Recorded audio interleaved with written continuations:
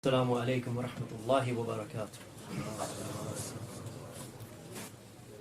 إن الحمد لله نحمده ونستعينه ونستغفره ونعوذ بالله من شرور أنفسنا ومن سيئات أعمالنا. من يهده الله فلا مضل له ومن يضلل فلا هادي له وأشهد أن لا إله إلا الله وحده لا شريك له وأشهد أن محمدا عبده ورسوله. أما بعد فإن أصدق الحديث كتاب الله وخير الهدي هدي محمد صلى الله عليه وعلى آله وصحبه وسلم وشر الأمور محدثاتها وكل محدثة بدعة وكل بدعة ضلالة وكل ضلالة في النار. أما بعد. It brings me great pleasure to be with my brothers and our community here in Manchester, in the United Kingdom, today the 23rd of June in the year 2019, which coincides with the 20th of Shawwal in the year 1440, after the hijrah of Allah's Messenger sallallahu alaihi wasallam. It's tremendous that which the brothers have organized today here at Markaz Salafi, in the sense that they've actually made the conference an academic, scientific conference, in the sense that they've chosen a topic which is very focused upon the creed and the Qaaidah and the belief of Ahlus Sunnati wal Jama'ah. And the topics are not just generalized topics, because normally conferences, they normally take a general approach. But our brothers here, they decided, and I think it is needed from time to time, to take a more academic, detailed approach, even though the time is very limited, because some of the topics here, can be taught over months, if not years. The names and attributes of Allah, just the study of the likes of the Aqidah of Imām of Shaykh al-Islam Ibn Taymiyyah, Aqidatul Wasitiyya or Tadmuriyya or Al-Hamawiyya.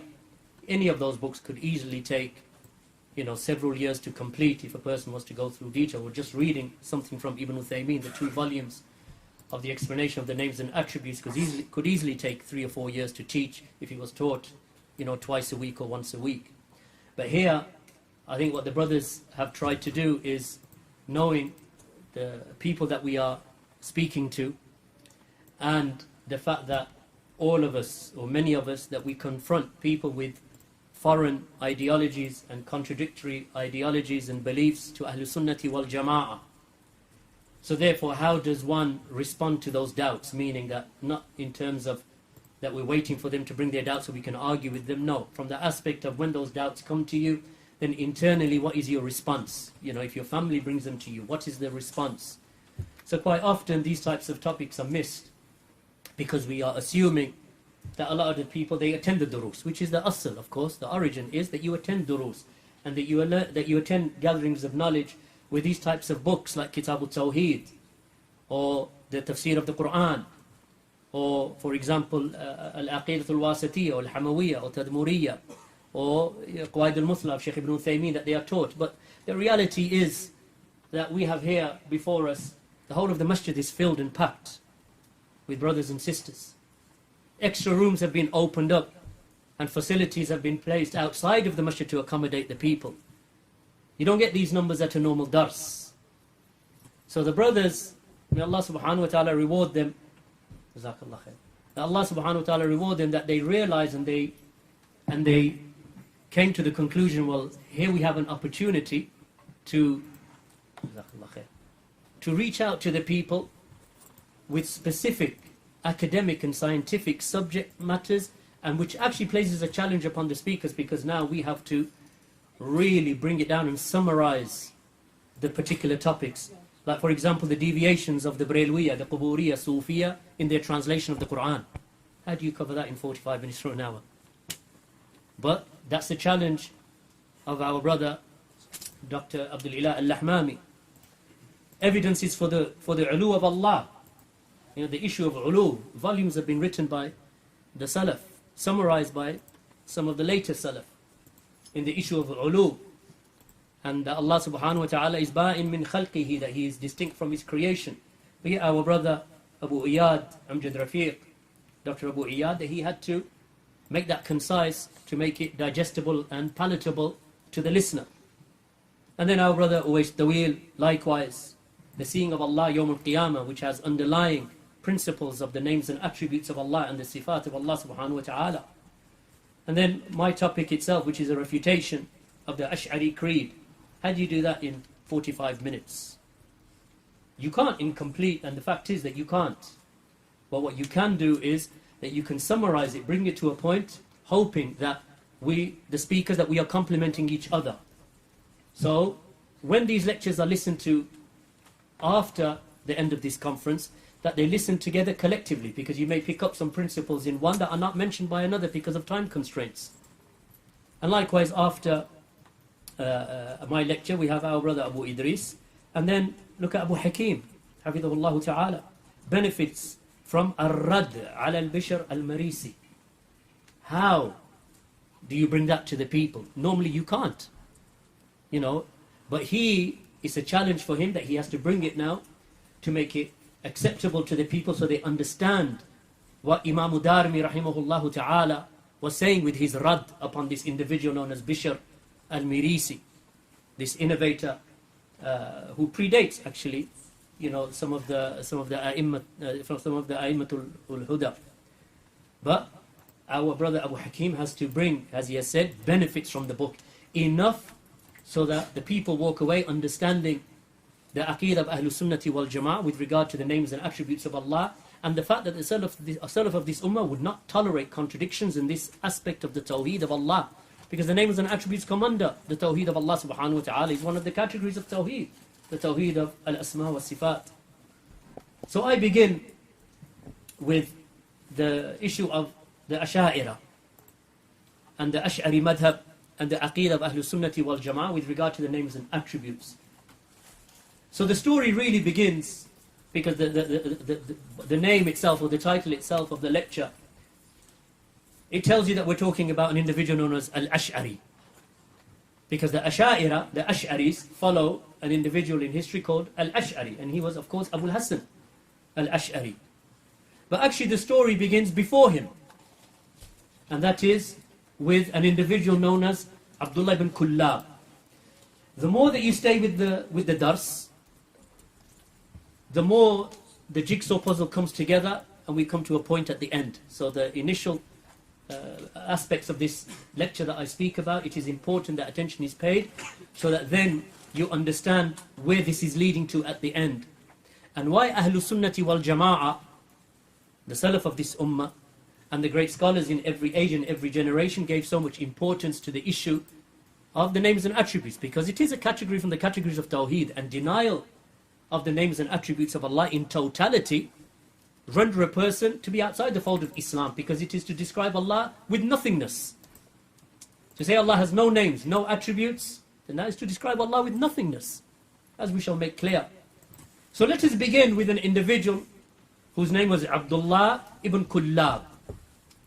He died in the year 240 after the Hijrah. Imam Ahmed died when? 241. He's from that era. His name is Abdullah ibn Kullab, died in 240. We know that from the defenders and from the vanguards of Ahlul Sunnati wal Jama'ah in protecting the religion from the pollution of the Jahmiyyah, the one who was the figurehead of his era and the great Imām of Ahlul Sunnati wal Jama'ah was Imam Ahmed ibn Muhammad ibn Hanbal, rahimahullah, died 241. This individual, Abdullah ibn Kullab, was from the era, died in the year 240. It is him, this individual is where the Ash'aris derive their madhab. Even though they call themselves Ash'aris, ascribing themselves to a person who came actually a century later, who is Abu Hassan al-Ash'ari, but in actuality, this is where the ideology of the Ash'aris came. Now you say, well, Ash'aris, how does that affect us today? The majority of the Muslims today who ascribe themselves to Islam, and they are Muslimun, that the majority of them are upon the Aqeedah of Abu Hassan al-Ash'ari. Whether they call themselves Hanafi. If they are Hanafi, they're deriving their Aqeedah from Abu Hassan al-Ash'ari and the contemporary of Abu Hassan al-Ash'ari, and that was Abu Mansur al-Maturidi, right, from the era. Both of them are from the era and from the same time period. Whether they are Shafi'is, and they say we are Shafi'i, but when you talk to them about the names and attributes, you find that they're ashari. Right? Abu Hasan al-Ash'ari died when? 324. So a century before Abu Hasan al-Ash'ari came Abdullah ibn Kullab. Died 240, Abu Hasan al-Ash'ari 324. The dates will be important for you to remember. Even if not in the exact sense, but recognize the eras. So Abu Hasan al-Ash'ari died in 324 after the Hijrah. The majority of the Muslims today follow his madhab under the guise, we are Hanafi, we are Shafi'i, or we are Maliki. The Hanabila, generally the Hanbalis, in general, were protected because of the strength of the Hanbali madhab in the issue of Aqidah, that it was harder to pollute and attack in its early days. In the early centuries, it was hard to penetrate. It wasn't free from people penetrating it and infiltrating it and bringing the Aqidah of the deviants into it, but it was protected more than the other three madhabs. And all of these four madhabs, the Hanafis and Malikis and Shafi'is and the Hanbalis, that these are madhabs in essence in fiqh. Right? They are not madhabs in Aqidah. Why? Because the Aqidah for Imams, does it differ? Did the belief in the fundamentals of the religion and Tawheed and Aqidah, did it differ between Abu Hanifa and Malik and Shafi and Ahmed? We say no. It is possible, as is ascribed to Abu Hanifa, that he fell short and he fell into error with regard to the definition of Iman and the understanding of Iman, meaning the definition of Iman itself. But in general, when we look at the other three Imams, including Abu Hanifa outside of this mistake of his, that they were united in their Aqidah. You could not tell the difference. If one of them spoke, it was like the other one was speaking. It was like the other one was speaking, like the other one was speaking. All four of them speaking with the same speech in the issue of Aqidah, names and attributes of Allah, the ulu of Allah, the highness of Allah subhanahu wa ta'ala, that He's above His creation and over the throne. The belief in the names and attributes of Allah, that we take them upon their apparent meaning, and that we do not deny them, and we do not negate them, and we do not deviate from them, and we do not make false ta'wil of them or tahrif of them, and we do not resemble Allah to the creation and so on. And we do not say how with regard to the attributes of Allah subhanahu wa ta'ala. And we affirm all of the names of Allah subhanahu wa ta'ala, that every name of Allah carries with it a meaning. And if it is muta'addi, then it has an effect upon the creation, such as the mercy of Allah has an effect upon the creation and so on. So they were all agreed upon these principles with regard to their belief in the hereafter, with regard to the punishment of the grave, with regard to the angels who would question in the grave. These Imam did not differ. Why? Because their Aqidah was one. So where did the madhabs come from then? So when we talk about the madhab of Abu Hanifa, the madhab of Malik, the madhab of Shafi'i, the madhab of Ahmad ibn Hanbal, we are not talking about these affairs. Because in these affairs they did not differ. Their usul in their Aqidah was one. And they were agreed upon it. But they differed in affairs of fiqh. Where the Sahaba they differed. So you find that some of the Sahaba they differed in their modality of prayer. Into certain minute aspects of the prayer they differed. So the A'immah that followed them, the Imams that followed them, they differed also based upon what they held to be authentic from the hadith of Allah's Messenger sallallahu alayhi wasallam, or how they understood what the Sahaba radiallahu anhum were conveying after the Sahaba spread into the different lands.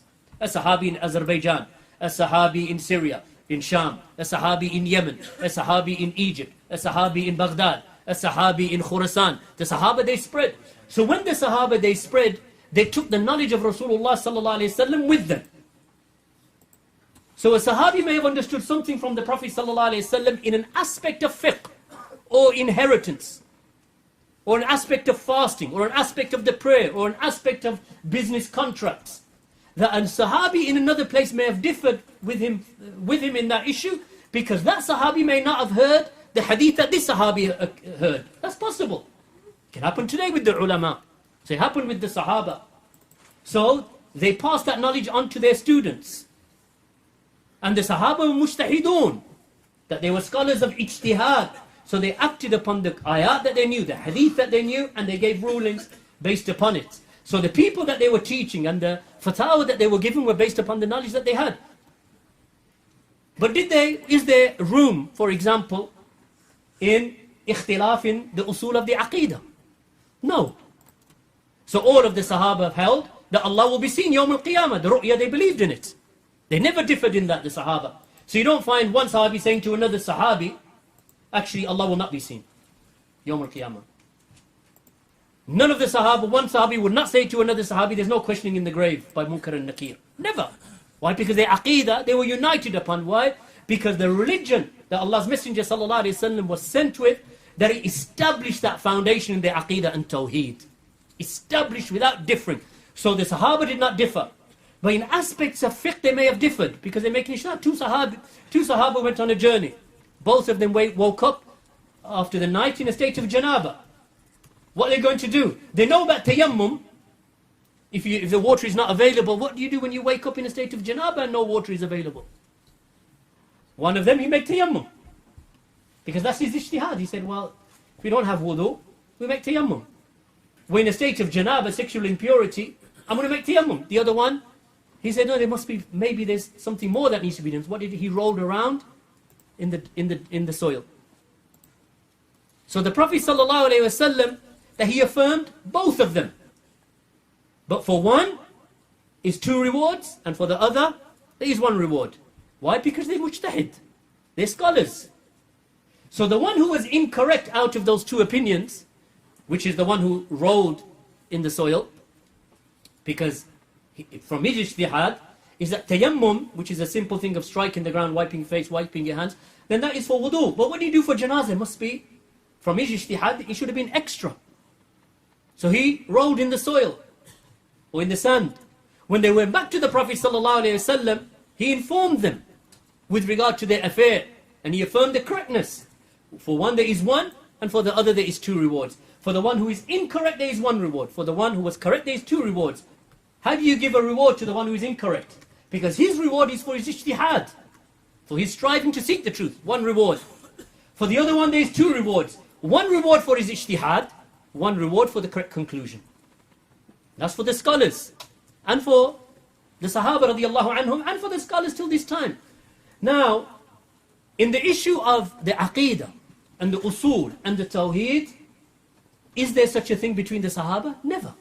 Because they were agreed. You don't go to the grave of the dead and seek aid from the dead. The Sahaba radiallahu anhum never differed, as Ibn Qayyim rahimahullah and others, and Imām al-Dhahabi, they have mentioned that the Sahaba radiallahu anhum never differed with regard to the ulu of Allah. That Allah is the Most High. That the arsh, that Allah subhanahu wa ta'ala is above his arsh, distinct and separate from his creation, and he is, from his names, Al-Ali. So when we talk about the madhabs, what we're talking about in the early days, when the madhabs were present in the time when they appeared, or the Imams they appeared rather, like Abu Hanifa and Malik and Shafi and Ahmed ibn Hanbal, rahimahumullahu ta'ala jami'an, that when they appeared, they're differing. When we say the madhab of Ahmed in that time, we're not talking about him differing in Aqeedah with Shafi'i, or with Malik, or with Abu Hanifa. We're not talking about differing in Aqeedah. Their differing was like the differing of the Sahaba radiallahu anhum, based upon the evidence that they had from the Kitab and the Sunnah. In the affairs of the Furu' and the Umur Ijtihadiyya, those affairs that had some room for maneuver in affairs of fiqh and the branches of the religion, and they differed. But in the usul of the Aqeedah, they did not differ. A person may come along and say, well, actually, they did. Because the Sahaba, they differed what was created first. And the early Salaf, they differed as to what was created first. Was it the pen or the arsh? They say, look, that's the difference in usul. Is there a difference in usul? No. The difference in usul would be, we don't believe that Allah created the arsh. Or the arsh is metaphoric, it is not a real entity. Or the qalam is something symbolic of Allah's will. Then that is a problem. But as for the Salaf differing as to what came first and what came second, it's not differing in the usul. Why? Because all of the Salaf of this ummah, the Sahaba and those who came after them, Tabi'een, Atba'u Tabi'een, the A'immatul Huda, they all agreed that the arsh is a creation and the pen is a creation. They all agreed that Allah subhanahu wa ta'ala is above the arsh. And the arsh is a real created entity by Allah subhanahu wa ta'ala, and its meaning is the throne. And Allah is above it. And Allah subhanahu wa ta'ala created the qalam and they all agreed that Allah created that which is called the qalam, the pen. And then Allah said to the pen, uktub, write. And the pen said, what shall I write? And Allah said, write all of the pre-decree till Yawm al-Qiyamah. So the pen, it wrote it. Sahaba differ? No. Salaf differ? No. Did the four Imams differ? No. So what did they differ upon? They differed upon the wording of the hadith as to which of the two was created first. Because the Prophet ﷺ said that 50,000 years before the creation of the heavens and the earth, Allah created the pen. And then Allah said to the pen, write. And the pen said, what shall I write? And Allah said, write everything that will occur from now till Yawm al-Qiyamah. وَكَانَ أَرْشُهُ عَلَى الْمَاءِ. And then Allah's Messenger said, and his throne was above the water. So now, how do we understand this hadith? Did the throne come after the creation of the pen, after that 50,000 years, before the creation of the heavens and the earth? So Allah created the pen and then the throne. Or is Allah saying that 50,000, or the Prophet ﷺ saying that 50,000 years before the creation of the heavens and the earth, that Allah created the pen, but the throne was already there because Allah's Messenger ﷺ said, وَكَانَ عَرْشُهُ, and his throne was over the water. So the Sahaba did not differ with regard to the pen. They did not differ with regard to the water. They did not differ with regard to the arsh. The only thing they differed was upon the awwaliyah. Was the water first? Was the pen first? Or was the arsh first? This is not an issue of the usul of the Aqeedah of Ahlul Sunnah. Because the usul of the Aqeedah of Ahlul Sunnah is that all of these three were real, and they were all created, and they were all present. Which one came first? Then the reality is that Allah knows best. But the scholars, they spoke about what came first, because they will speak. They say, no, the hadith states that the pen came first. This is the position of Shaykh al-Albani and those that he took from the Salaf. A group of them said, no, the arsh came first. Position of Ibn Uthaymeen and the scholars that came before him. But both of them agreed the arsh was a creation and Allah is above it. Ar-Rahmanu ala al-arsh istawa. The most merciful has ascended over his arsh. So they affirm the arsh. The only thing that they differ upon is which one came first. That's not in the usul. That's the issue of the furu' from the usul. It's an issue of a branch from a fundamental. But the fundamental is agreed upon. Will Allah be seen Yawm al-Qiyamah? Is that lecture already done, right? Allah will be seen Yawm al-Qiyamah. We all agree. Right? Because it's kitab, sunnah, ijma'. Allah will be seen Yawm al-Qiyamah. The question is, did the Prophet ﷺ see Allah or not see Allah whilst he was alive? And did he see him with his eyes or did he see him with his heart? That's the difference of opinion amongst the scholars. But the ru'ya itself, the seeing of Allah Yawm al-Qiyamah, is not differed upon by anyone from the Sahaba radiallahu anhum. What did they differ upon? A group of them said that the Prophet ﷺ never saw Allah subhanahu wa ta'ala with his eyes. A group of them said he never saw him, and they kept it general. A group of them said that he never saw him with his eyes, but he saw him with his heart. But the issue of the ru'ya, the seeing of Allah Yawm al-Qiyamah, do they differ? What do they differ about? Whether the Prophet ﷺ saw him or not. So the actual ru'ya is the asl of the issue. That's the aqeedah. That's the foundation and the asl in the aqeedah of Ahlul Sunnati wal Jama'ah. Whoever denies that, after knowing the ahadith and the ayat and the ijma', then he has left the fold of Islam. If he denies it. After knowing, meaning after he understands, and he has not understands, but he has been shown the proof, and the proof has been made clear to him. If he denies the ru'ya, after that Allah will be seen, Yawm al-Qiyamah, after the iqamatul hujjah, he has left the fold of Islam. Why? Because he has denied something from the usul of the aqeedah, after the iqamatul hujjah, after the ayat, which I'm sure the brother mentioned in his dars, after the ahadith. Right? So therefore, in the usul of the aqeedah, Sahaba did not differ. The only thing they differed upon, did the Prophet see him or not see him whilst he was alive in this world? That's the difference. Meaning that when you ascended in the night of Isra and Mi'raj, did he see Allah or not? A group said yes, a group said no. A group said no, he saw him with his heart, meaning, Allah, he saw Allah in a vision from his heart, but he did not see him with his eyes, and so on. So the aqeedah is agreed upon. So when these madhabs came later, like today, they say, what are you? He says, I'm Hanafi. Right? He says, I'm Hanafi. Hanafi in what? He says, I'm Hanafi in fiqh. I follow the Hanafi madhab. But in Aqidah, I am Maturidi. Alright? Jayyid. In Aqidah, he says, I am Maturidi. He says, in Tariqah, I am Naqshbandi. So far we got 3. Alright? In my political outlook, I am Ikhwani. So now, all of a sudden, where's the Hanafi underneath all of that? Underneath all of that mess? Where's the Hanafi in you? Why can't you be Hanafi in Aqidah, Hanafi in Fiqh, Hanafi in Outlook, Hanafi in Tariqah, and then you will find that when you hear what Abu Hanifa said, you'd actually be Salafi, because Abu Hanifa was upon the way of the Salaf and Sahaba radiallahu anhum.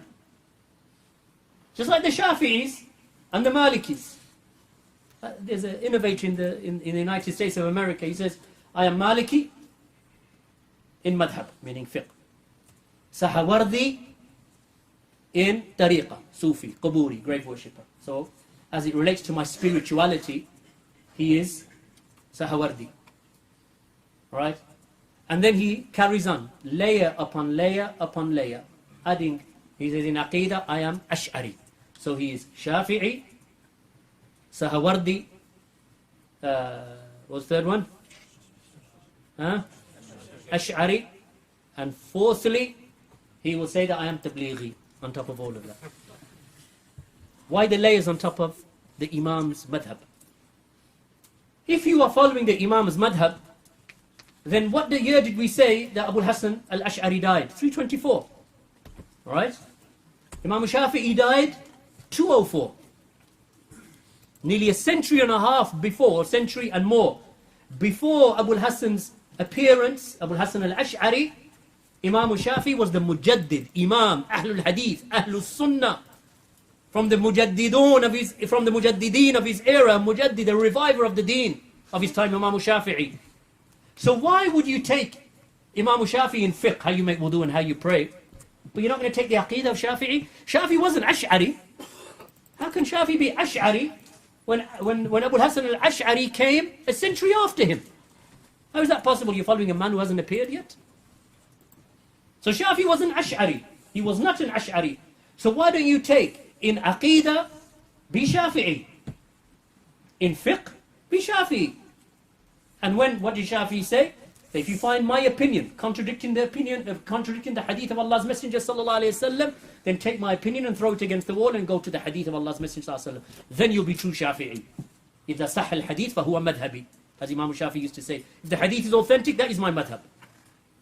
So now you can be Shafi'i in fiqh, you can be Shafi'i in Aqidah, you can be Shafi'i in your manhaj methodology, which is not to rebel and not to follow the paths of Ikhwan al-Muflisin or the Khawarij or the Mu'tazila and the Shia and so on. Be Shafi'i in everything. What do you mean you're Shafi'i, Ash'ari, Sahawardi, Tablighi, and Ash'ari or Maturidi? Kaif? This is where Ahlul Sunnati wal Jama'ah don't have these layers to deceive the people with. We say we are Salafi. Say, what do you mean Salafi? We say Kitab, Sunnah, Sahaba, and the great Imams of the early Salaf. This is what we're upon. Say, but you already agreed that the early Imams differed. Yes, they agreed they differed in fiqh. So what do you do when they differ in fiqh? We say, we look at what the Imams have said, whichever one brings the authentic hadith from Bukhari or Muslim, even though Bukhari and Muslim came after them. But the narrations, the Sahab, those Imam narrated the narrations. If those narrations are authentic according to the Muhaddithin that came a century after them or a generation after them, like Imam al-Bukhari died in 256, or Imam al-Tirmidhi who died in 279, and so on from the A'imma, then we will take the hadith that is authentic from them. As long as that madhab or that Imam gives his ijtihad, like those two Sahaba, the one who made tayammum by striking the hands and the one who rolled, which one is the haqq out of the two? Answer me. Alright, the one who made tayammum.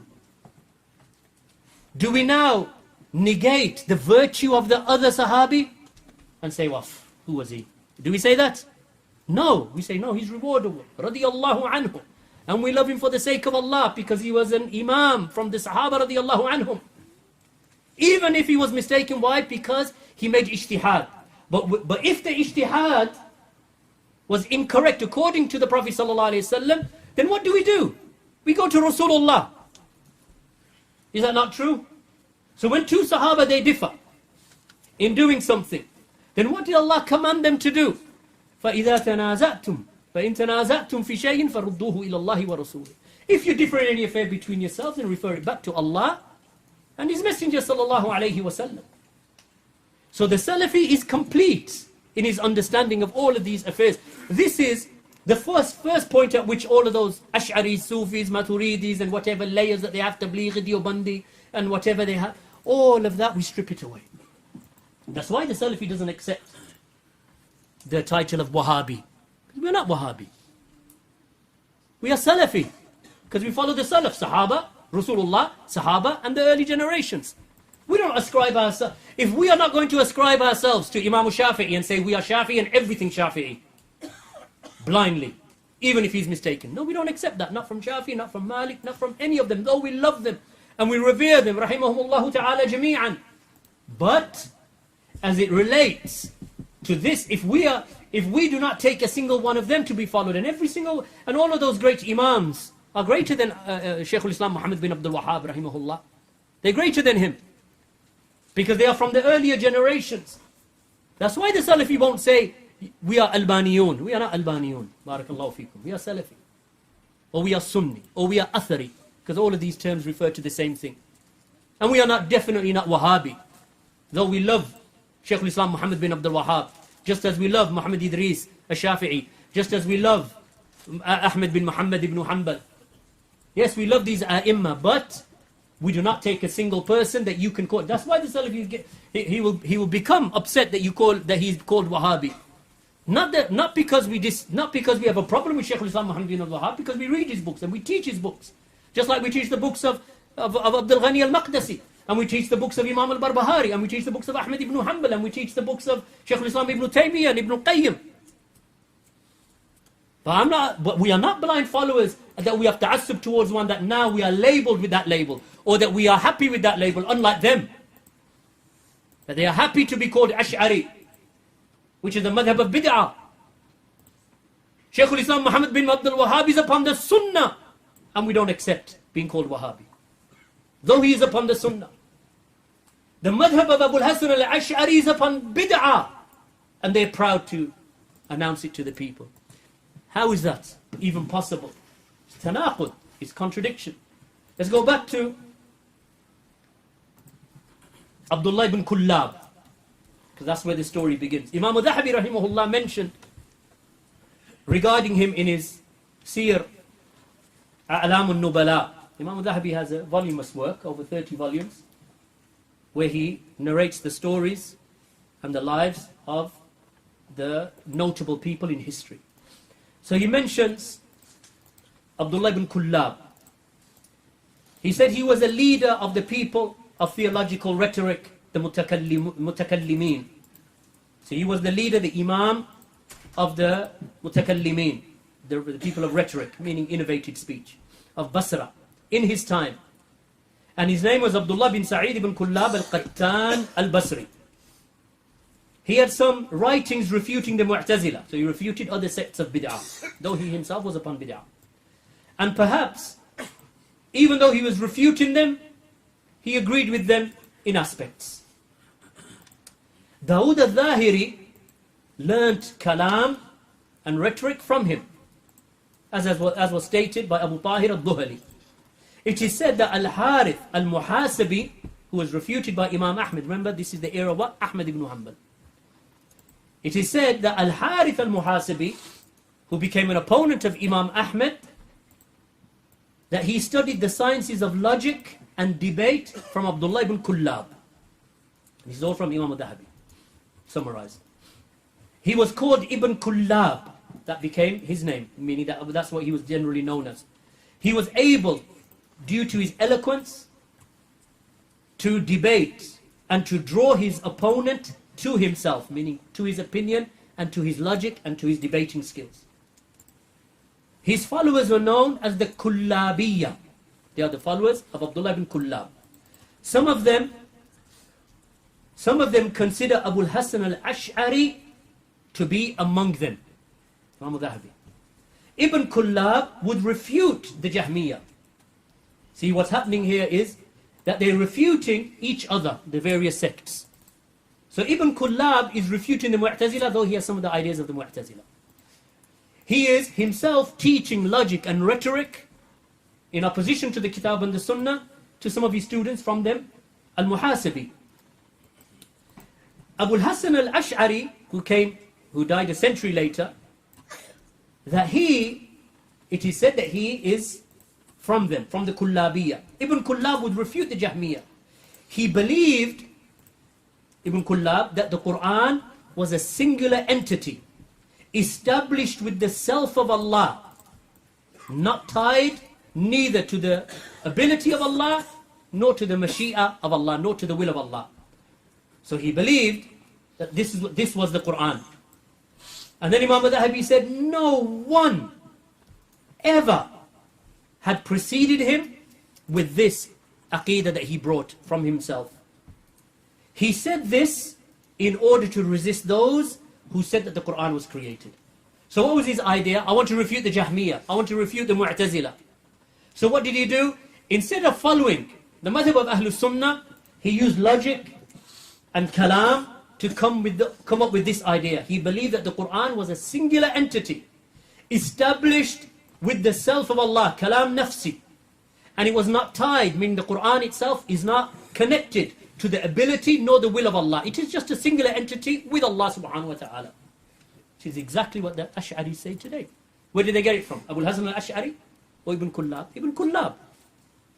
Ibn Hajar rahimahullah ta'ala, he mentioned in Lisan al-Mizan, volume 4, summarized from him, from Al-Hakim in his Tarikh, that Ibn Khuzaymah rahimahullah ta'ala, from the great A'immah of Aqeedah and Sunnah and Hadith of his time, Ibn Khuzaymah rahimahullah, that Ibn Khuzaymah used to criticize the madhab of the Kullabiyya, the followers of Abdullah ibn Kullab. And he said, Ibn Khuzaymah said that Imam Ahmad ibn Hanbal was the severest of people in criticism of Abdullah ibn Kullab and his students. So who refuted him? Imam Ahmad refuted Abdullah ibn Kullab.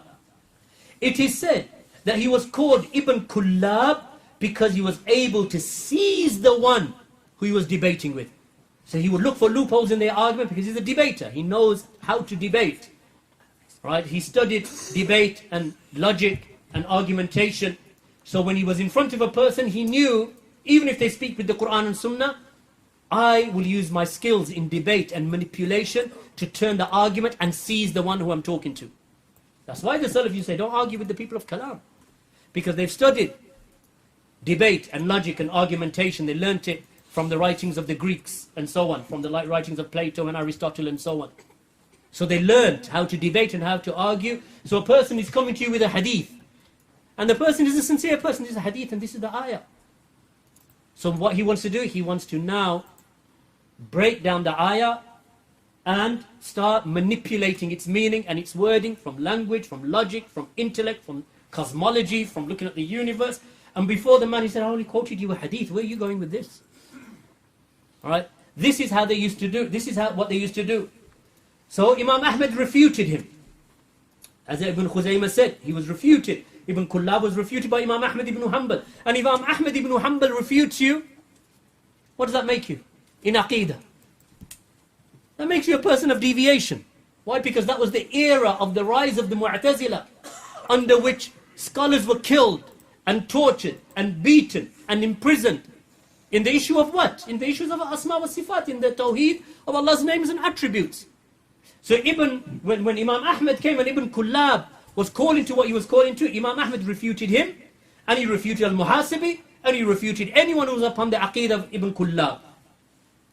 As for the claim, and then he mentions, to skip because of the timing, in the biography of Shaykh al-Islam, Muhammad bin Ishaq as-Siraj, he was the muhaddith or the scholar of hadith of Khurasan of his time, and he died in 313 after the Hijrah. We're still talking early times. Imam al-Dhahabi said that Abu Sa'id ibn Abi Bakr said that when the affair of the Kullabiyya struck the city of Naysabur, right, which is east of Iraq, when the idea and the ideology of Ibn Kullab in opposing the Aqeedah, look what he said about the Quran. He brought an idea about the Quran and a belief about the Quran that no one had ever said before him. But now, this methodology and this ideology that he's spreading of tahrif and distortion and changing that which the Quran and that which the Sunnah speaks with regard to the Aqidah, differing from the likes of Imam Malik, differing from the likes of Ahmad ibn Hanbal, differing from the likes of the Sahaba and the Tabi'een, Sa'id ibn al-Musayyib and Ibn Awn and Ayyub al-Sakhtiyani. Now he's come with something new. That's just one example with what he said about the Quran, that it is a singular entity and Allah does not speak with will. Rather, it was a single entity with Allah, established with Allah subhanahu wa ta'ala, in the self of Allah subhanahu wa ta'ala. So this now becomes widespread. By 1313, Ibn Kullab dead. Died in when? 240. Imam Ahmad has passed away, rahimahullah ta'ala. So now the ideas of Ibn Kullab are being carried by his students and by a group of individuals who followed this, the mutakallimin and the, what they understood from Ibn Kullab of kalam and rhetoric and so on. So these a'imma now have to deal with these mubtadi'ah, with these ahlul bidah, that they've come with this new aqidah that Imam Ahmad didn't know of. And he, in fact, that which he knew of it, he refuted it. So in Naysabur, when the fitna of Kullabiyah it struck, Muhammad bin Ishaq al-Siraj, this Shaykh al-Islam, this Imam who died in 313, he said that I will not narrate to the children of the Kullabiyah. I will not narrate to them, I will not teach them. Why? Because if I teach them and they learn something of the Sharia, their parents will take them away and build them upon the ideas of Kullabiyah, upon the ideas of Ibn Kullab. So they'll have knowledge of the Sharia, they'll have the thinking in Aqidah of the Kullabiyah, and they will use it as a weapon against Ahlul Sunnah. So he said, I'm not going to teach them. Up until he made them stand and he would test them first. He would make imtihan of them.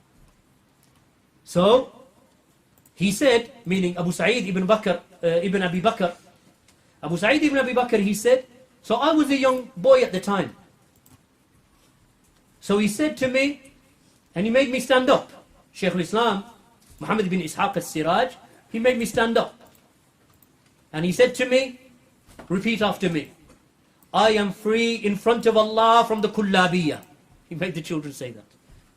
Say, I am free in front of Allah from the Kullabiyah. He said, I was a young boy and I said to him, if I was to say that, my father would not give me bread to eat. So then, Muhammad bin Ishaq al-Siraj, he started laughing at the boy. And he said, this one, leave him alone. He's with us, yani. He's just, if he says it, he won't even get food in his house. But the point is that the A'imma of the Salaf, that they understood where this methodology and where this Aqidah is leading. So Ibn Kullab, Abdullah ibn Kullab, was not upon the Aqidah of Imam Ahmad ibn Hanbal. Who was the measure of the time? Imam Ahmad. Imam Ahmad was the one who faced the mehna of the Quran being created. He was the one who was beaten and imprisoned for 18 months. And he was tortured. And they wanted to kill him. Imam Ahmad, over and over again, he suffered, but he remained steadfast. So Ibn Kullab was not upon the Aqidah of Imam Ahmad. And the proof that Ahmad ibn Hanbal refuted him, rahimahullah. He was not upon the madhab of the Salaf. Ibrahim bin Ahmad, Ibn Shaqala al-Hanbali, who died in 369. Now we're moving 120 years after the death, or thereabouts, after the death of Ibn Kullab. That he was talking to a person who was upon the Aqidah of Ibn Kullab. And his name was Abu Sulaiman al-Damishqi. So Ibn Shaqala said to him, he narrated to him the hadith of Sulaiman, the hadith of Abu Sulaiman, narrated to Abu Sulaiman, this follower of Ibn Kullab. He narrated to him the hadith of Anas ibn Malik, the companion, radiyallahu anhu, wherein the Prophet ﷺ said that indeed, between the two fingers of Allah, the hearts are between the two fingers of Allah, and He turns them as He wills. That the hearts are between the two fingers of Allah. So Abu Sulaiman, who was upon the Aqidah of Ibn Kullab, now this is when? Over a century after Ibn Kullab, showing that the ideology has spread. So Abu Sulaiman said to him, but those two fingers of Allah are His two bounties. So Ibn Shaqala said to him, does the narration mention that the two fingers are the two bounties of Allah? He said this to rebuke him. Like, why have you added a wording to the hadith that isn't there? The hearts are between the two fingers of Allah. You've just said those two fingers are the two bounties of Allah. Where did you get the two bounties from? The hadith doesn't say that. He said, no, it doesn't say that. So he continued. The two hands. So he corrected him and then he rebuked him. He said the two hands are attributes of Allah's self, of Allah's dhat. And no one proceeded in what you have just said except Abdullah ibn Kullab al-Qattan.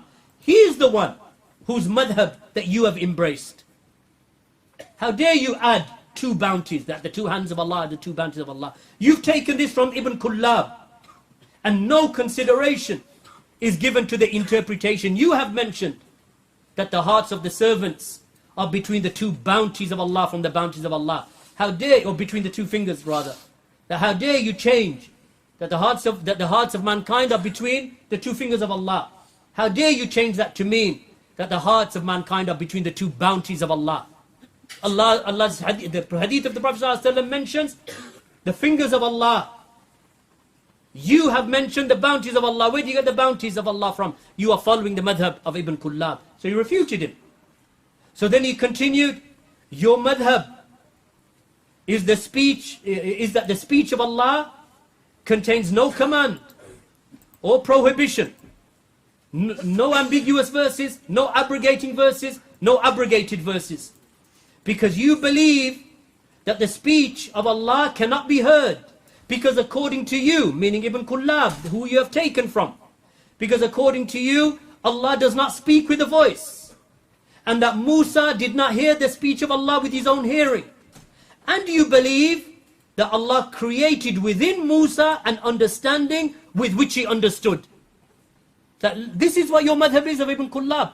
Why? Because in each one of these points, he's refuting them. He's refuting them. So he said, in your idea, why? Because the Quran to them is one entity. And it is qa'im. It is established with Allah subhanahu wa ta'ala. So Allah does not speak with a will. Allah does not, the Quran rather, that Allah subhanahu wa ta'ala, that the Quran is not in accordance to the ability of Allah or the will of Allah. It is just one entity. Allah does not speak with a voice or with words or with letters. This is the belief of those kullabiyah. So he said, if you are on this belief, then you have to say that no verse abrogated another verse. Because how does abrogation take place? Allah reveals a verse, and then a situation comes, and Allah repeals that verse and replaces it with another verse. That's abrogation. How does that happen except by the will of Allah? Right? Just like the manner in which alcohol was eventually, it was allowed, and it was frowned upon. And Allah subhanahu wa ta'ala commanded them not to approach the prayer whilst in a state of drunkenness. And then Allah subhanahu wa ta'ala prohibited it in layers, and in stages. According to you, if you say that the Quran is a singular entity, then you hold that there's no abrogation. You also therefore must believe that the speech of Allah cannot be heard. Why? Because Allah does not speak according to them. So when Allah mentioned the Quran, that Allah spoke to Musa directly, you don't hold that Allah spoke to Musa directly. And you hold that Musa did not hear the speech of Allah, even though Allah mentioned the Quran, that Allah spoke to Musa directly. And you believe, therefore, this is what the belief of them, is that Allah did not speak to Musa. The meaning of it is that Allah placed into the heart, or within Musa, Allah created within him an understanding of what Allah wanted. Look what they have to deny. This is the Kullabiyah. So when he, Abu Sulaiman, saw what Ibn Kullab was upon, and he heard what this sheikh was saying to him, of repulsive and ugly beliefs of Ibn Kullab, he said, I hope by opposing Ibn Kullab in this issue, I have opposed his madhab totally. Meaning that when he heard this scholar saying this to him, he left it. And he said, I agree, by me agreeing with you in this issue, I hope that I've just left Ibn Kullab and his madhab completely. This is in the Tabaqat of Al-Hanabila volume 2. So Ibn Kullab innovated the doctrine of the speech of Allah as a single entity. We're coming to Abu Hassan in a moment, inshallah. So Ibn Kullab invented the doctrine and the aqidah of the speech of Allah as a single entity, a single meaning, established and present with the dhat of Allah, without voice. They said Allah did not speak with a voice, and does not speak with a voice, and He does not speak with letters, which is what the Ash'aris today and the Kullabis of that time and of this time, this is what they refer to as kalam nafsi. Even today, they say, what about the Quran? They say, yeah, kalam nafsi. This is what they're talking about. The thing that the Salaf used to refute, and Ibn Kullab was refuted for. Ibn Qayyim rahimahullah ta'ala stated in the 8th century, he died in 752, he said, Ibn Kullab came and he broke the ijma' of even Ahlul Bid'ah. Meaning that even Ahlul Bid'ah wasn't upon what he was upon. He broke their ijma' by innovating the affair of the speech established in the self, the kalam nafsi. And in that he also opposed the revelation, the naql, meaning the revelation from Allah. And he opposed the aql, the intellect. And he opposed the fitra, the innate nature. And he opposed the urf of the Arabic language, the norms of the Arabic language. He came with something that was not known from anyone before him. And with this, he resembled the Christians in the affair of the Trinity. With these kind of like vague, there's nothing defined in his aqidah. Kalam nafsi. What do you mean kalam nafsi? Speak with the speech of the Quran and the Sunnah and the Sahaba and the early Salaf. This was Ibn Kullab. So Ibn Taymiyyah said, rahimahullah ta'ala, he said, Al-Harith al-Muhasibi, that he ascribed himself to the saying of Ibn Kullab for this reason. And for this reason rather, so Al-Muhasibi came along, and Muhasibi was in the same era as Ibn Kullab. Imam Ahmad now is waging a war against them.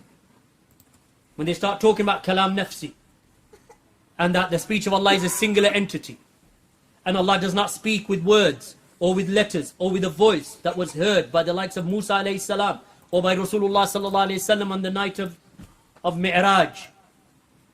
So Al-Harith al-Muhasibi ascribed himself to the saying of Ibn Kullab, and for this reason, Imam Ahmad ibn Hanbal ordered that Al-Muhasibi be boycotted, and Ahmad would warn against Ibn Kullab and his followers. So now, this is the foundation of the Ash'ari madhab. But they don't call themselves Kullabiyah today. What do they call themselves? We're Ash'ari. And they say that the madhab of the Asha'ira is the madhab of Ahlul Sunnah wal Jama'ah. You read it in their books. When they write their aqidah, they say that the madhab of Ahlul Sunnah is the madhab of the Asha'ira. The Ash'aris are Ahlul Sunnah. How can the Ash'aris be Ahlul Sunnah when Imam Ahmad refuted the founder of the Asha'ira, Abdullah ibn Kullab, and the A'imma, they refuted them. And I've just mentioned just a handful of narrations, even though if we continued, it would take weeks just to finish that section. Let us now talk about the rise of Abu al-Hasan al-Ash'ari himself, because this is the Ash'ari madhab. His early i'tizal and then his repentance from his false belief at the end of his life, because he went through stages in his life. The Ash'ari madhab follows the doctrine of kalam, the same theological rhetoric, putting the Quran and the Sunnah to their own intellect and their own ideas and their own philosophies, and then coming up with their own aqidah, in opposition to the Sahaba radiallahu anhum. So it appeared after the first 3 generations, the Ash'ari madhab. That's the first thing that you must understand. They know that, and we know that.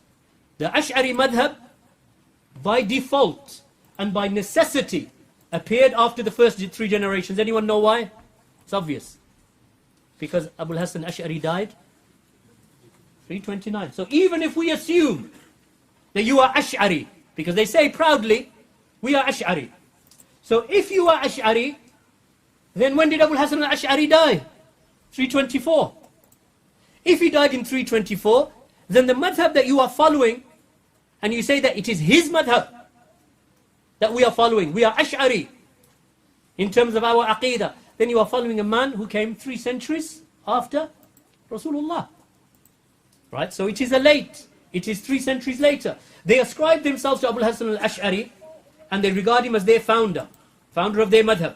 Al-Ash'ari was a staunch Mu'tazili, staunch Mu'tazili in his early years, until he reached the age of 40. 40 years of his life. He was a Mu'tazili with the Mubtadi'ah, a Mubtadi', an innovator, refuted by ijma', by Ahlul Hadith and Ahlul Sunnati wal Jama'ah. The Mu'tazila were finished in the eyes of Ahlul Sunnah, without exception. Finished. What was he for 40 years? Mu'tazili. That's 40 years of his life. Then around the year 300, he's 40 years old, then he switched to the madhab of the Kullabiyah. So he switched from an extreme ideology of the Mu'tazila, which is denial of the attributes of Allah subhanahu wa ta'ala, denial that the names of Allah subhanahu wa ta'ala have a meaning, let alone that they have an effect upon the creation. They're in denial of that. Right? So they deny all of the attributes of Allah. And they deny the meanings of the names of Allah subhanahu wa ta'ala. This is the Mu'tazila. So now, he leaves that madhab, and then he comes, what he sees to be more correct, which is what? Ibn Kullab. So he said, okay, Ibn Kullab refuted the Mu'tazila, and he came with his own ideas. I like those ideas, so he took them. So then he became Kullabi at what age? 40.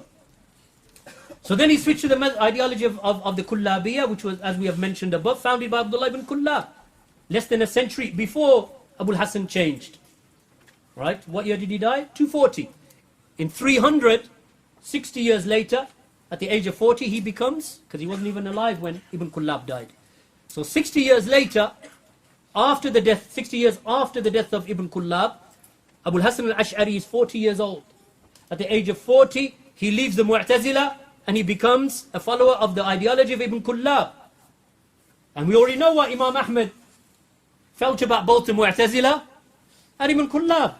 And what Imam al-Bukhari felt about, or what he said about the Mu'tazila, and what he said about the ideology of the Kullabiyah in their various writings and works, like the Aqidah of Imam al-Bukhari and the Aqidah of Sufyan al-Thawri. Even though Sufyan al-Thawri came before Ibn Kullab, but he refuted the Mu'tazila. And they refuted the Jahmiyyah, because the Jahmiyyah came about, Jahm bin Safwan was executed in 128. His teacher, Jad ibn Dirham, was executed in 124 because of their bid'ah. Because it became so prevalent and so dangerous that the rulers, they gave the ruling, these two have to be killed. So they executed Jad ibn Dirham, 124, and they executed Jahm bin Safwan in 128. They were executed, both of them. But the remnants of their belief, it remained. And then, as with normal bid'ah, all types of bid'ah. And you see today, someone comes with a bid'ah, 3 weeks later, it's morphed into something else. Right? So they bring a bid'ah, maybe in hijab, or maybe in some ideology, and before you know it, it's kind of like morphed into something else. This is Ahlul Bid'ah, because Ahlul Bid'ah, they have no... Ahlul Sunnah, we have usul. Quran, Sunnah, Sahaba. So there's always something that we can fall back upon and say, no, it's there and it's not going any further. Ahlul Bid'ah already have it in their head that you can change and flux and change and morph and metamorphosize it to anything that you want. So what stops them? There's no limit to Bid'ah. We want to celebrate the birthday of the Prophet ﷺ. Why? Because it feels good. Okay? Actually, we'll do a disco to go along with it. Why not? Because if you're going to do one, why not move to the other? What stops you? If there's no limit and there's no fallback, then what prevents you? We're going to have a big birthday cake. And you've seen what they do with birthday cakes, right? If you haven't. It's crazy, they'll bring like a big wedding cake that the kuffar have on their weddings. And they'll say, well, they have big cakes on their weddings and birthdays. We love him even more. Our cake's going to be even bigger. And we'll put gulab jamuns on the top of it. With candles. And they do. With candles coming out. And they light up the candles. One for each century since he passed away. Or one for every generation. And they'll stand there blowing it out. Why? Because there's no fallback, right? If you have nothing that stops you, then you're going to just carry on. So, this is what happened with them. Once they start, the Jahmiyyah, the Mu'tazila, then they metamorphosize, and they change, and they adapt. And then they refute each other. Well, you shouldn't have gone that far. Why not? You went that far. Why can't I go any further? No, you went too far. Okay, I'll stay back. Because there's no fallback, right? It's all about logic and argumentation, debating who can get the greatest number of followers. Whereas the Salafi says, and the scholar and the person of Hadith, Ahlul Hadith, he says, no, I just stop at the Hadith, akhi. And they think you're boring. Right? They think, well, why just stop at Hadith? Why Why can't we go any further? This is bid'ah, either bid'ah asliyah or bid'ah idafiyah. Either they will take something from the revelation and distort it and add to it and make bid'ah out of it, or they'll just invent from nothing, like the birthday of the Prophet ﷺ, invented from nothing. Just plucked it out the air. Well, they have Christmas, let's do Eid Milad. It's just plucked out the air. Right? Other types of bid'ah have a foundation, meaning that they're trying to use something in the Sharia as a basis to do their bid'ah. So, this is what they did. Ibn Taymiyyah said, rahimahullah. No, we have time. Okay. Ibn Taymiyyah said the saying that the Quran,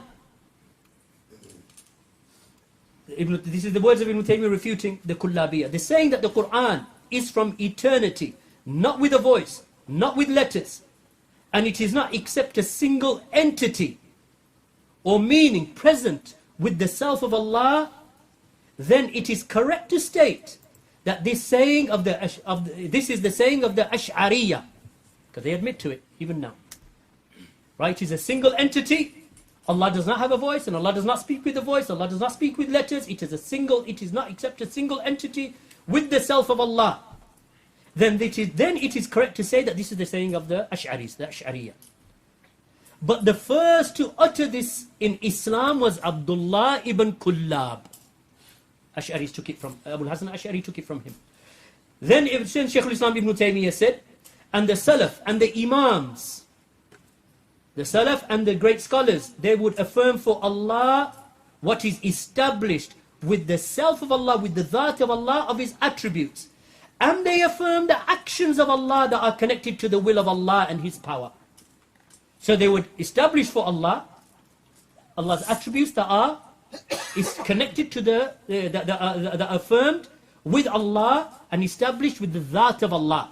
Like Allah's hearing, Allah's seeing, Dhat of Allah. Then there are those attributes of Allah that are connected to the will of Allah, to the Mashiach of Allah, like the ascending of Allah. Right? Allah's istiwa. You done ulu already today. So Allah ascended over His throne. So the istiwa of Allah, and this attribute of Allah, al-istiwa, is connected to the will of Allah. Allah does it whenever He wills. Whenever He wills, as He wills. The how we don't know, because He never told us how He ascended over the throne, as Imam Malik, when he was asked by that innovator. He said, Ar-Rahmanu ala al-arshi istawa. Kayfa istawa? When Imam Malik was asked, that Allah said in the Quran, the man said to Imam Malik, Allah said in the Quran that Allah has ascended over His throne. How did He ascend over the throne? So Imam Malik said, Al-istiwa ma'loom.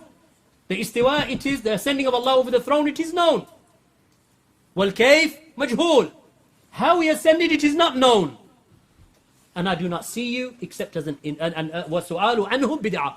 And to question the istiwa of Allah, the ascendant of Allah over His throne, then this question is a question that is innovated.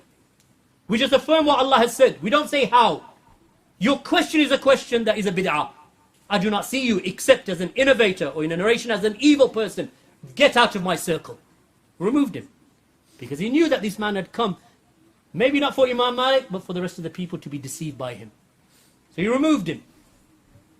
But the Shaykh al-Islam ibn Taymiyyah said that the Salaf of this ummah would affirm for Allah the attributes of the self, for Allah, the attributes that are established with the Dhat of Allah. And they affirm the actions that are connected to the will of Allah, like Allah speaks whenever He wills. But the speech of Allah is also from the attributes Dhatiyah, the Sifat al-Dhatiyah, from the Sifat al-Dhatiyah of Allah subhanahu wa ta'ala, meaning that Allah can never be ceased to be described with speaking. It is Allah subhanahu wa ta'ala speaks, and He's never ceased to be described with the attribute of speaking. Allah sees, and He's never ceased to be described as being the all-seeing. Allah is the all-hearing, as-Sami', and Allah is never ceased to be described as being the all-hearing. But as for al-istiwa, the ascension of Allah, and the nuzul of Allah, the descending of Allah, and the maji' of Allah, the coming of Allah, Yawm al-Qiyamah, then these are all connected to the will of Allah. Allah ascends when He wills, and Allah descends when He wills. When does Allah will to descend? When? The last third of every night. Allah descends to the nearest heaven in the hadith of the Prophet ﷺ, mutawatira.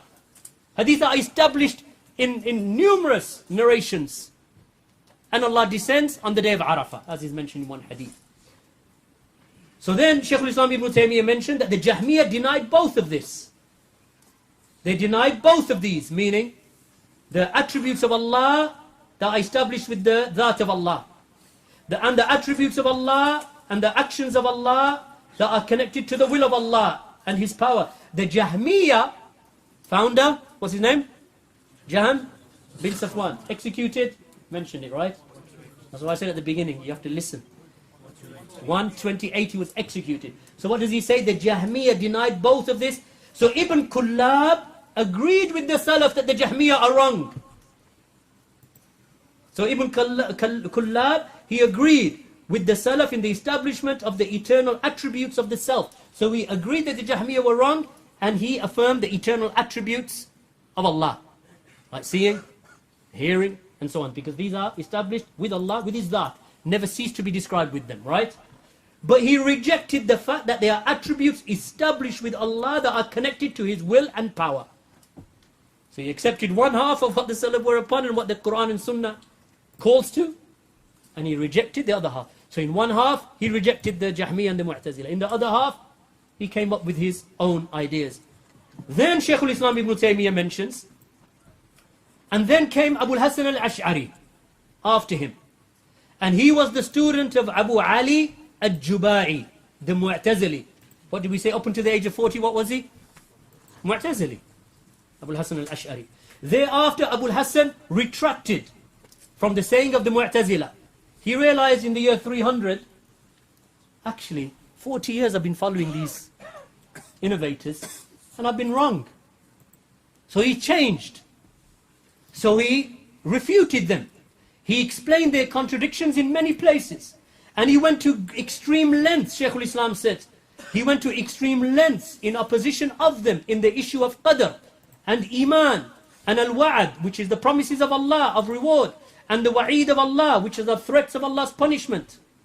Until they, due to this, ascribed to Abu Hasan al-Ash'ari, meaning that when he refuted the Mu'tazila, because these are the arenas where the Mu'tazila went to extremes and in innovation. So he refuted them, he left them, but he did not just leave them, he left them and said, I know them. So he started refuting them. So he refuted them in their deviation, the affair of qadr, and the affair of iman, and the affair of the promises of Allah, and the affair of the wa'id of Allah. Right? Because these are other issues that the Mu'tazila, they fell into error with. So then what happened was, up until when they saw what he had done to them, they ascribed to Abu Hasan al-Ash'ari, they refuted him back, and they called him Murji, and Jabari, and from the Waqifa, meaning in the issue of the Quran, those who do not take the position that they take. And in the arena of the attributes, Al-Ash'ari, when he left the Mu'tazila, he took the path of Ibn Kullab. That's what he did, Abu Hasan al-Ash'ari. So this saying concerning the Quran is the saying of Ibn Kullab. What saying? That the speech of Allah, or the Quran, is and the speech of Allah is kalam nafsi. It is an entity established with the self of Allah, not connected to the will of Allah. Allah does not speak when He wills, because there's no attribute of Allah, the action of Allah that is connected to the will of Allah. We say that Allah ascended over the throne, and Allah spoke to Musa when Allah willed to speak to Musa. They don't accept that. They don't say that Allah spoke to Musa when Allah willed. They said that Allah created into Musa an understanding. So they want to reject the fact that Allah spoke at a particular place and time and location with Musa. That's the belief. That's in the Quran. Right? He spoke to Musa at a particular location, at a particular time, at a particular appointed location that Musa went to, or Musa was going through. They reject all this because they say no. What must have happened, because they rejected that side of the attributes of Allah, that Allah does what He wills whenever He wills in those attributes of Allah that are known as the sifat fi'liya. Meaning that they are attributes of Allah that Allah does whenever He wills. They said no, there's no such thing as Allah doing what He wills whenever He wills. They don't accept that. Right? Whereas the Salaf, they did. The Quran speaks of that. The Hadith speak of that. The Sahaba speak of that. The Tabi'een speak of that. The Atba'u Tabi'een speak of that. The books of Aqidah of the Salaf are filled with this. They don't want to accept it, and there's a reason why. But that's a different discussion.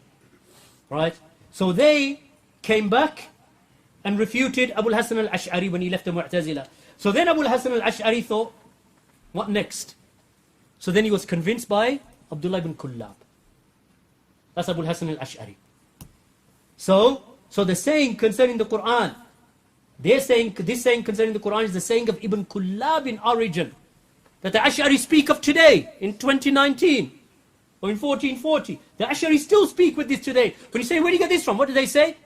The Imām Abu Hasan al-Ash'ari, this is the madhab of Ahlul Sunnah. Whose is it really? Ibn Kullab. They got it from Ibn Kullab, because he was the first one to speak with it. So when Abu Hasan had nowhere else to go, when he left the Mu'tazila, he latched on to the Aqidah of who? Abdullah ibn Kullab. So this is what Shaykh al-Islam Ibn Taymiyyah said, that this is the saying in its origin of Ibn Kullab, and it is the saying of those who followed him, such as Al-Ash'ari. Al-Ash'ari was a follower of Ibn Kullab and others. Majmu' al-Fatawa, Shaykh al-Islam Ibn Taymiyyah, volume 12. So the Kullabiyya and then the Ash'ariyya, they tried to carve for themselves a niche between Ahlul Sunnah and the Mu'tazila. They don't want to come all the way to the people of Sunnah, and they don't want to be with the Mu'tazila. So they carved for themselves a niche between Ahlul Sunnah and the Mu'tazila. Ibn Taymiyyah, Imām al-Dhahabi, al-Miqrizi, and others stated that Abu Hasan al-Ash'ari left the madhab of the Mu'tazila, and then he adopted the views of Ibn Kullab. Then Shaykh al-Islam Ibn Taymiyyah stated, the closer a person is to the era of the Salaf, the more knowledgeable he is in comprehending and transmitting that which is correct. So the closer you are, the more likely you are, as long as you take from those A'imma of Hadith and Sunnah and Sahaba and Tabi'een, the closer you are to being correct. And then Ibn Taymiyyah said, and I affirm this for the Hanbali madhab. I affirm this for the Hanbali madhab. That's what we said at the beginning. Out of the four madhabs, it was the one that was the most robust. When the bid'ah came, it stood the firmest. It doesn't say that all of them did, because some of them did deviate. But it was the madhab that was the closest to the hadith. And he was the fourth out of the four imams, the latest of them. And the closest of them to the era of the compilation of the books of hadith, in authenticity and so on, from the students of Imam Ahmed was Bukhari, for example. Right? And Imam Shafi'i took from Imam Ahmed, and he praised Imam Ahmed for his knowledge. He goes, you have excelled me in hadith. So that was the era of Imam Ahmed. So the Hanbalis and the students of Imam Ahmed and those who came later, they were more robust in meeting the challenge of Ahlul Bid'ah. Why? Because they were closer to the hadith of Allah's Messenger and its authenticity. So Shaykh al-Islam Ibn Taymiyyah said, and I affirm this for the Hanbali madhab. And I can clarify that Al-Ash'ari was from the students of the Mu'tazila. And then he repented from that. And because he was a student of Al-Juba'i the Mu'tazili. However, he left that for the path of Ibn Kullab. Then he took knowledge, because now we enter into third stage of the life of Al-Ash'ari. Why? Because he's seeking the truth. He realizes, I was wrong for 40 years. Then he comes to Ibn Kullab, and he thinks, I found the truth. Then he bumps into who? Scholars of Hadith. Scholars of Hadith. So he took knowledge in the science of Hadith from Zakaria as-Saji in Basra. Then when he arrived in Baghdad, he took knowledge from the Hanbalis in Baghdad in the subjects of religion. So now we enter the third phase of the life of who are we talking about? I just want to make sure you're still with me, right? Who? Abu Hasan al-Ash'ari. We're entering into, this is Shaykh al-Islam Ibn Taymiyyah. So after being with the Mu'tazila for 40 years, then he was with Ibn Kullab. Then he starts seeking knowledge of hadith, because where else are you going to go after the Mu'tazila? Mu'tazila don't want hadith. He's now decided, actually we need to go back to the revelation. Abu Hasan al-Ash'ari. So he's listened to Ibn Kullab, or listening to the writings and the students of Ibn Kullab, or what remains from his ideology that was widespread. And then he decides, I want to seek hadith. So he starts seeking hadith, and he ends up in Baghdad, taking knowledge from the Hanbalis, which is the most robust madhab in Aqidah. Hanbalis is the most resistant to bid'ah. Right? And then he said, Shaykh al-Islam Ibn Taymiyyah, Majmu' al-Fatawa, volume 3, and this was the final affair that he died upon. And he himself and his companions stated this in their books. Right? So that's Abu Hasan al-Ash'ari. That's who they claim that they're following. What we doing? Ahlul al-Hadith. Quran, Sunnah, Hadith, Salaf. Look how they're meandering, one place to another. Now, they go to Imam Abu Hasan al-Ash'ari. Their Imam. They say, however, and this is what we say, however, the Ash'aris of later times up until today, take the doctrine of al-ash'ari when it was upon the madhab of who? Ibn Kullab. So the ash'aris of today are in reality Kullabiyya. That's the haqq. That's what they're upon. So in reality they are Kullabiyya. In fact they are worse than Ibn Kullab, since they adopted much of what Ibn Kullab refuted from the Jahmiyyah and the Mu'tazila. In fact the ash'aris of today, they're not ash'ari. They are very much resemblant of Ibn Kullab, but actually in many areas they've gone even worse than Ibn Kullab, and they adopted the original ideas of the Mu'tazila and the Jahmiyyah. That is why we do not read, they do not read rather, meaning the Ash'aris of today, they will not read the book of Abu Hasan al-Ash'ari rahimahullah before he died, because he entered into the third stage. In his third stage he's writing now. Who's he refuting? He's refuting them. What he was upon before, he's refuting them. Obviously he has remnants. You don't leave 40 years and then go to Ibn Kullab and then come to the hadith. Something of that was still stuck with him. But in his thinking and in his promotion of the Aqeedah, he came straight. Even though he still fell into error, because that was remnants. You know, things stick. If you've grown up upon something, it's hard to let it all go, because some of that new knowledge hasn't come to you. So they reject, they don't even, when you tell them, this hadith, why don't you follow the book of Abu Hasan al-Ash'ari after his repentance? Why don't you read those books? So Abu Hasan al-Ash'ari wrote a book entitled Al-Ibana an Asul al-Diyana. This was Abu Hasan's, not only his repentance, but his refutation upon that which he was upon before. On page 20 of this book, this is what Abu Hasan al-Ash'ari said, showing that this is a man who has made tawbah. He's realized the errors. So what did he say? Abu Hasan al-Ash'ari rahimahullah said in Al-Ibana and Usul al-Diyana, volume, page 20. He said, our saying with which we speak and our belief upon which we practice our religion is to hold fast to the book of our Lord and to the Sunnah of our Prophet sallallahu alaihi wasallam, and that which is narrated from the trustworthy ones, the Sahaba, the Tabi'een, and the Imams of Hadith. What do you see the effect of the Hanbali scholars upon him? He said, this is what we're upon. Then he makes clear, he continues, and through that we are protected, he said. So there's no kalam now. He doesn't want to know about kalam and ahlul kalam and theological rhetoric or the kullabiyya or the mu'tazila. He doesn't want to know any of that. He said, this is what we're upon. He said, and through that we are protected. Then he said, and we hold fast to whatever was stated by Abu Abdullah Imam Ahmad ibn Muhammad ibn Hanbal. Anything clearer than that? Then he said, may Allah make his face radiant. May Allah raise his rank and reward him abundantly. And those who oppose his speech, meaning Imam Ahmad ibn Hanbal's speech, then they are to be opposed. Now he wants to fight them, because he knows what they've done to him. All of these years they misguided him. Now he wants to deal with them. They are to be opposed. That is because Imam Ahmad was a virtuous Imam. He was a complete leader through whom Allah made the truth clear, and by whom he repelled misguidance, and he clarified the manhaj and the methodology of the truth. He clarified the truth, and he bridled and he extinguished the innovations of the innovators, the deviations of the deviants, and the doubts of the doubters. So may Allah have mercy upon this foremost Imam, a noble and great scholar of deep understanding. Anything clearer? He's left all of that and gone full circle. Quran, Sunnah, Hadith, Sahaba, Tabi'een, Atba'u Tabi'een, Ahlul Hadith, and specifically, I stand with Imam Ahmad. Clear. What do the Ash'aris today say? We'll follow his second stage, because they reject that he ever changed.